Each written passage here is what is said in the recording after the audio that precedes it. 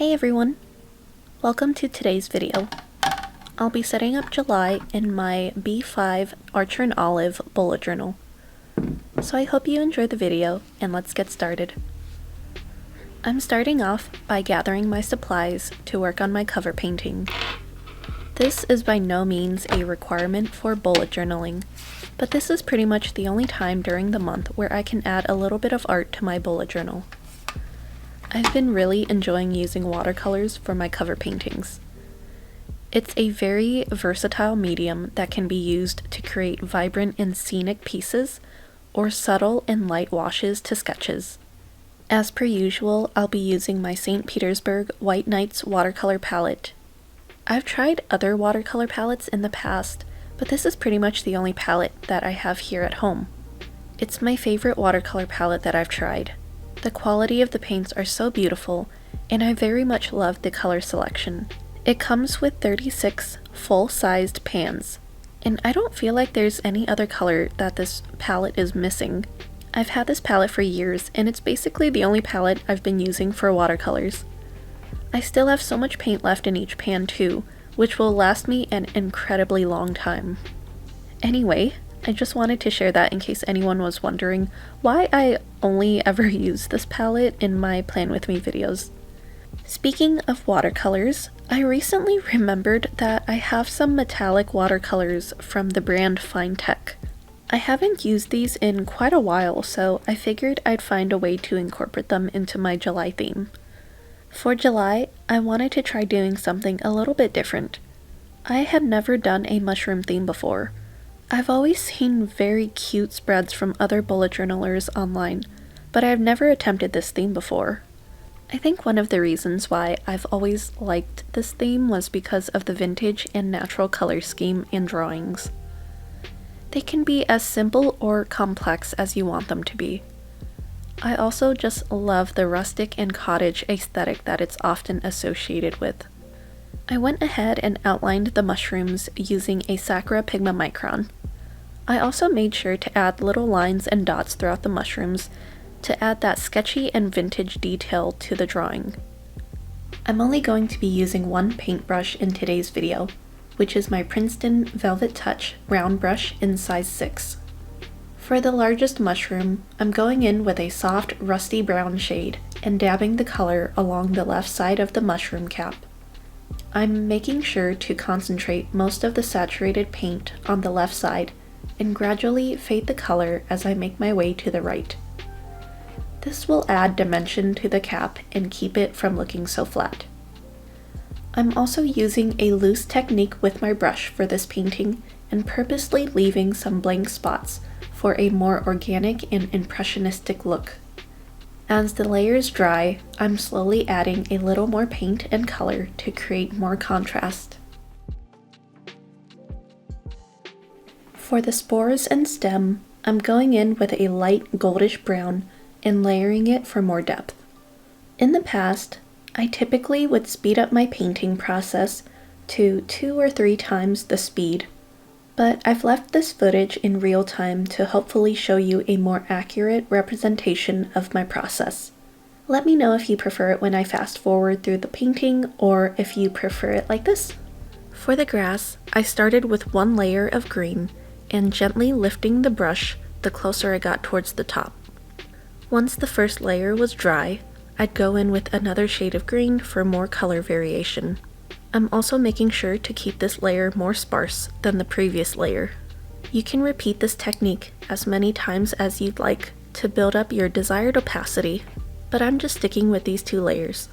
Once that's done, I'm taking a couple shades of green to paint these little sprouts peeking out from the grass. Moving on to the smaller mushroom, I'm switching up the colors just a bit to add more variety. I'm keeping this one relatively neutral compared to the larger mushroom and incorporating more browns and yellows.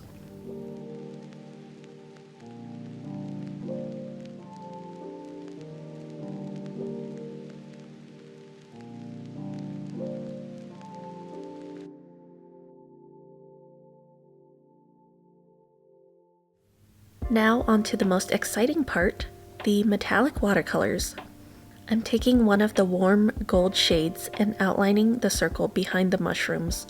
I thought this would add an interesting detail to the painting, and in a way can represent the warm summertime sun.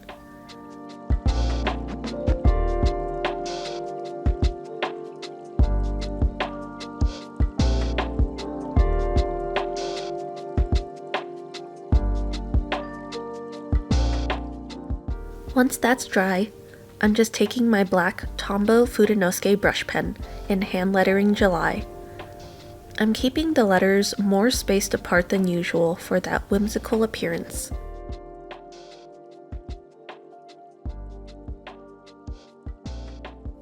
For the finishing touch, I'm going in with my white Uniball Signo gel pen to add some highlights.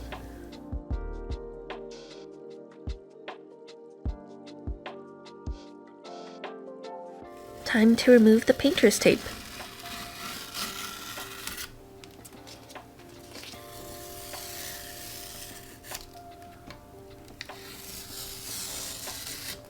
I'm taking my Tombow Mono Adhesive tape runner and applying it to the back of the painting so I can paste it into my bullet journal. Now it's time to crack open my bullet journal. As I mentioned at the start of this video, I'm using a B5 sized Archer & Olive dotted journal, so it's larger than the typical bullet journal size, which is the A5 one. This is the third year where I've used a B5 bullet journal, which I much prefer since it has more space on each page for planning.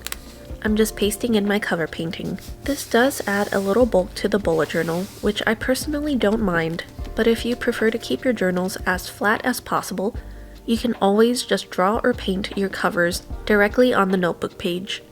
Moving on to the page beside my cover painting, I've been using this page for my monthly calendar, monthly challenge, and my brain dump. I'm taking my Sakura Pigma Micron in the 03 size to outline my boxes. For those of you who are curious, each daily box is 4 spaces by 4 spaces.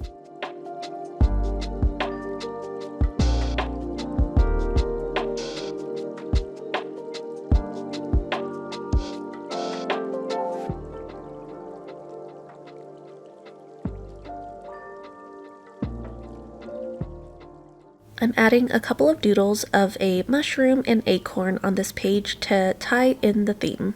You may notice that I'm purposely leaving gaps in between the line work and not completely outlining the entire shape. Sometimes I like to do this as it somehow gives the drawing a more dainty and gentle appearance.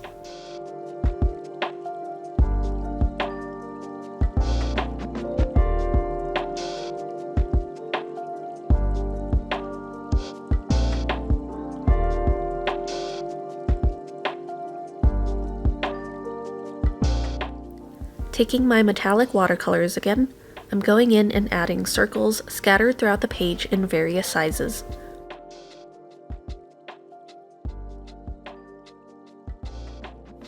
I'm also switching between golds and coppers for more warmth and contrast.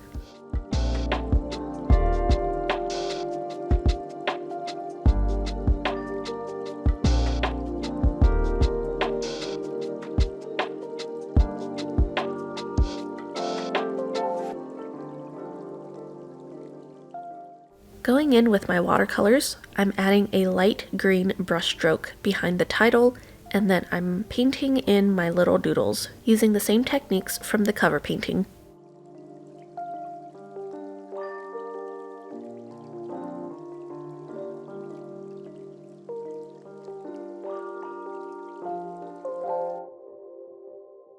While that dries, I'm adding a warm brown to the days of the week heading.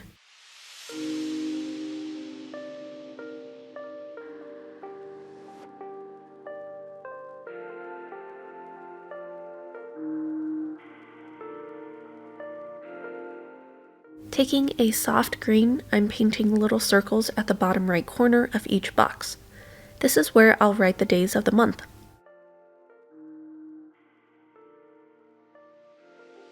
Moving on to the bottom half of the page, I added a brushstroke to my monthly challenge box. This is where I'll write what my monthly challenge is when I've decided on one.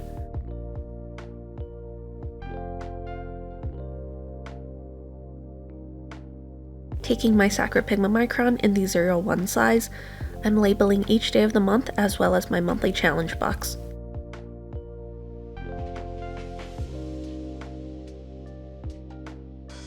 For some additional decorations, I went in with a couple strips of washi tape,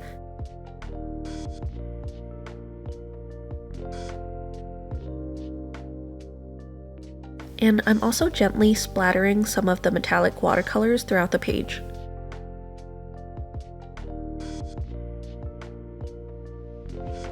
I'm taking my white gel pen again and adding a few highlights to the doodles.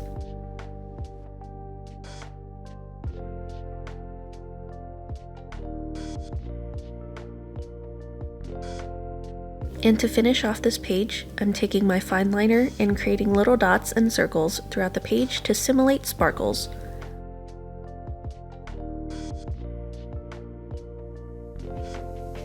And here is my completed monthly spread.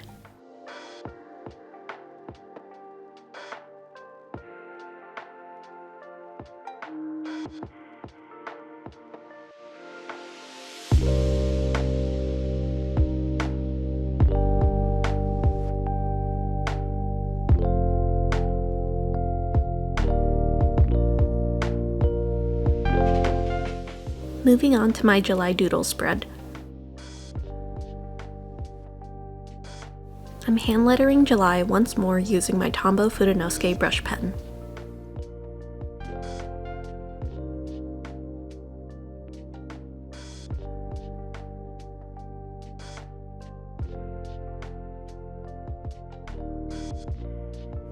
I'm taking a thicker Sakura Pigma Micron to outline the daily boxes. I prefer to make each box 5 spaces by 5 spaces. I also include a monthly favorites box on this page along with a monthly memories box.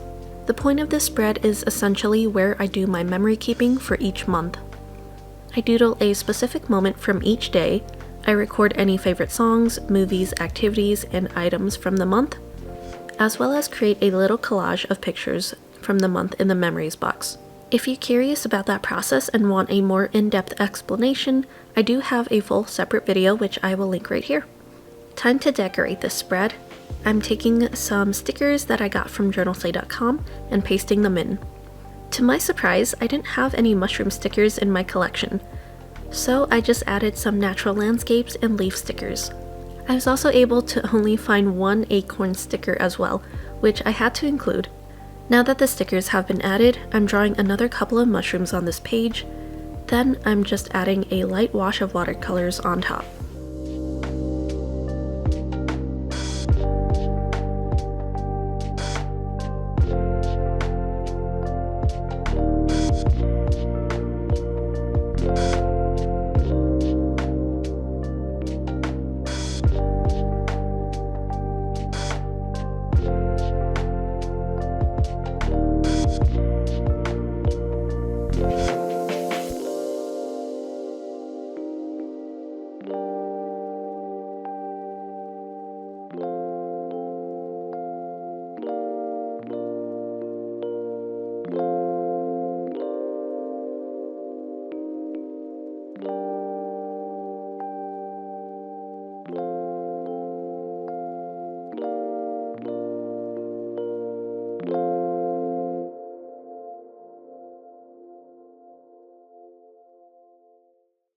I'm going back in with the gold and copper metallic watercolors to add the circles in the background.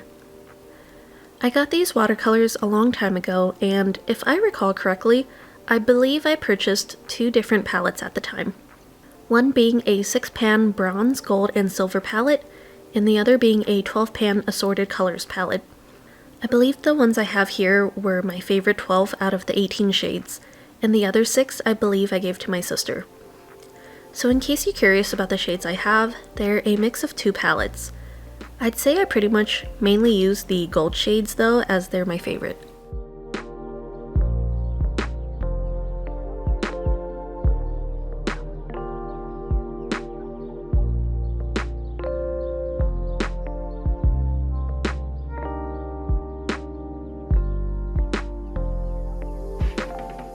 Now I'm once again splattering the metallic watercolors throughout the spread.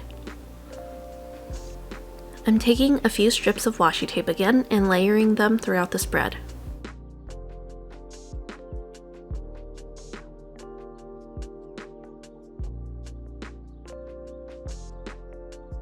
Using my gold Pentel dual metallic gel pen, I'm writing out a lyric in cursive from the song Teenage Summer by Crowded House. It's off of their new album, which I've been really enjoying. And with that, my July doodle spread is complete.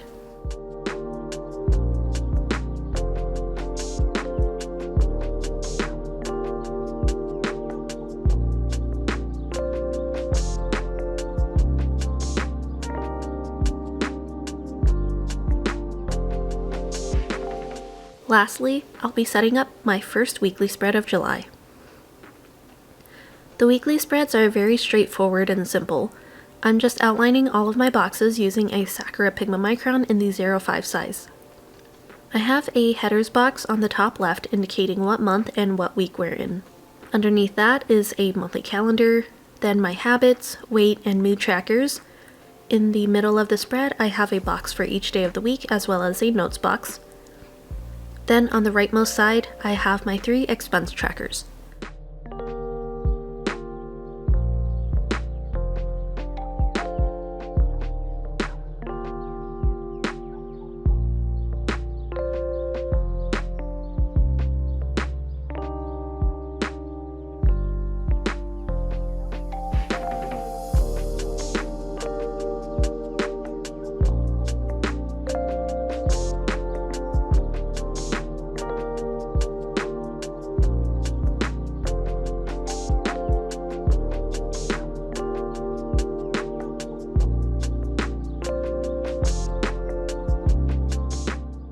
Now that everything's been outlined, I'm going in and creating a little painting in my headers box to incorporate the theme.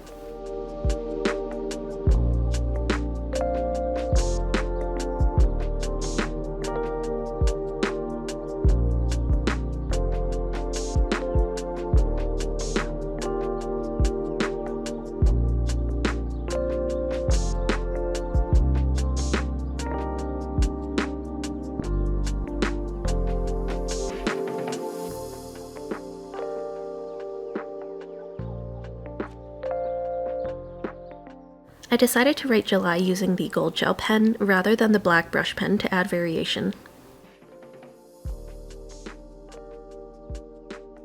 Now I'm just going in and adding a bit of watercolor to the headings.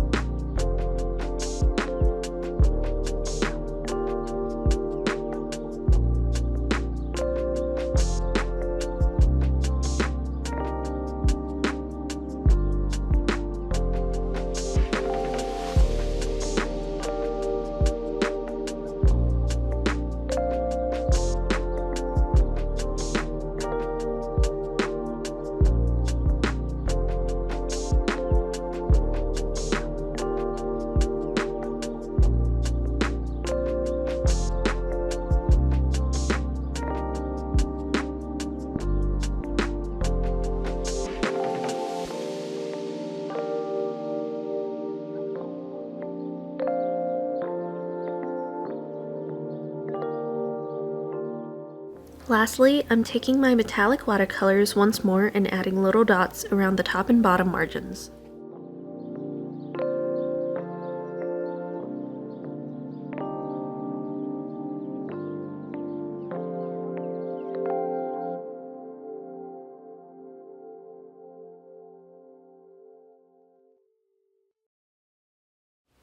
And here is my completed first weekly spread of July.